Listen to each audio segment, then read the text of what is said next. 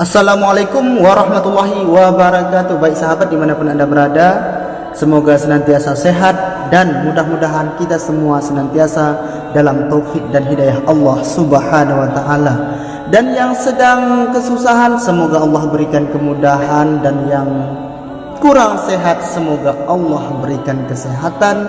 Amin Allahumma amin. Amin ya rabbal alamin. Nah sahabat dimanapun anda berada, pada kali ini kita akan sharing dulu ya, bercerita sedikit tentang pengalaman.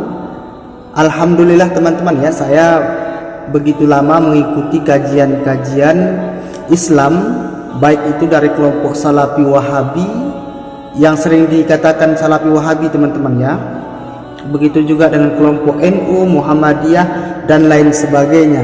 Nah, di sini yang saya ingin bercerita tentang pengalaman selama ikut kajian-kajian ustadz yang mengklaim golongan salafi teman-teman. Nah, ada hal yang menarik yang ingin kita sampaikan, yaitu tentang mereka senantiasa mengatakan bahwasanya tidak ada tawasul, kemudian doa tidak sampai kepada mayit dan lain sebagainya. Nah, yang ingin kita sampaikan, tanpa disadari salafi ataupun kawan-kawan kita yang mengikuti ustadz-ustadz salafi ini juga, mereka pada dasarnya sering bertawasul tapi tidak sadar, tidak memahami. Karena ini kita bukan unsur mencaci teman-teman ya, kita sekedar sharing ya, tidak berdebat ya. Beda debat, beda sharing. Kalau debat itu memang tidak dianjurkan teman-teman, karena kalau perdebatan itu hanya timbul hawa nafsu teman-teman. Jadi lebih ininya sharing ataupun tukar pikiran, diskusi santai dan lain sebagainya. Nah, tanpa mereka sadari, mereka juga sering tawasul, mereka juga sering mendoakan orang yang sudah meninggal, dan tanpa mereka sadari mereka juga mengamalkan ilmu tasawuf. Alasannya, makanya simak teman-teman ya. Yang pertama, tawasul. Katanya mereka anti tawasul, padahal mereka sendiri sering misalkan jamaahnya meminta doa kepada ustadznya ya. Afwan ustadz, ana minta doanya ustadz. Nah, itu kan suatu tawasul itu. Makanya kan perlu kita ketahui dulu, nanti kita akan sampaikan definisi tawasul ya, baik definisi pengertian tawasul menurut loghat, menurut bahasa, dan menurut syara teman-teman ya. Nah, mereka juga sering tawasul ya. Kemudian seperti sholat duha teman-teman ya, itu kan di dalam bacaan sholat duha kan ada nanti bijahi doa, dengan keberkahan ini waktu duha. Nah, itu kan secara tidak langsung sudah tawasul kepada waktu duha, waktu keberkahan duha. Nah, jadi katanya mereka tidak tawasul teman-teman. Ini pengalaman ya yang saya ikuti. Kemudian kita terangkan dulu ya, apa sebenarnya tawasul itu. Tawasul itu kan menurut loghat, menurut bahasa, itu kan tawasul wasilah, sesuatu yang dapat menyampaikan kepada sesuatu, itu secara harfiah ataupun secara bahasanya teman-teman ya. Tapi kalau secara istilah, wasilah itu kan sesuatu yang mendekatkan diri kepada Allah Subhanahu wa taala, baik suatu amalan dan lain sebagainya. Nah, makanya kan kita ataupun mereka juga sering kan meminta doa kepada ustadznya. Meminta doa kepada ustadz itu kan tidak langsung memohon kepada Allah, tidak langsung ya Allah ataupun tidak Allahumma, tidak langsung begitu, tapi afwan ustadz, ana begini-begini kurang sehat misalkan, mohon doanya ustadz. Nah, itu kan lafaz tawasul ataupun kalimat-kalimat tawasul.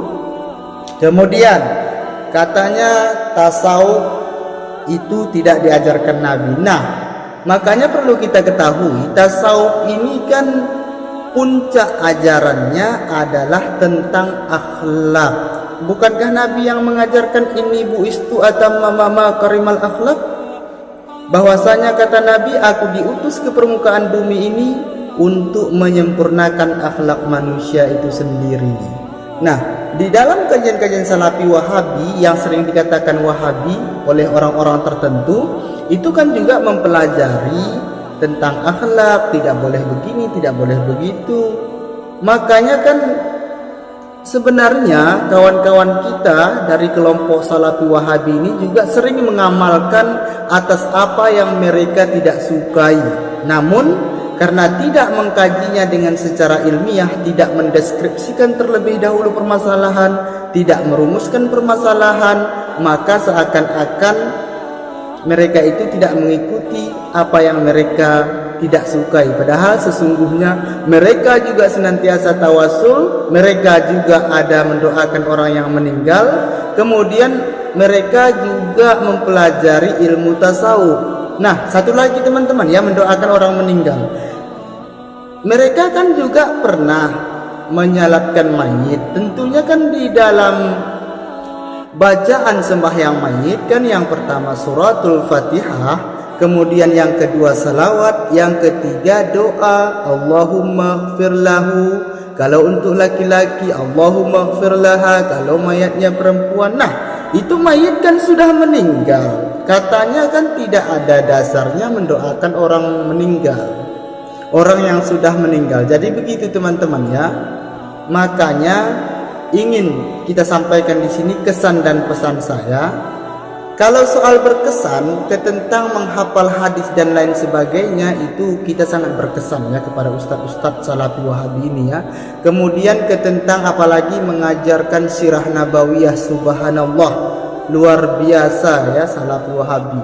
Akan tetapi pesan saya, ketika sudah menguasai hadis, itu kita belum bisa sebagai mufti ya, belum bisa memfatwa hukum tanpa kita itu belum sampai kepada tingkat mujtahid.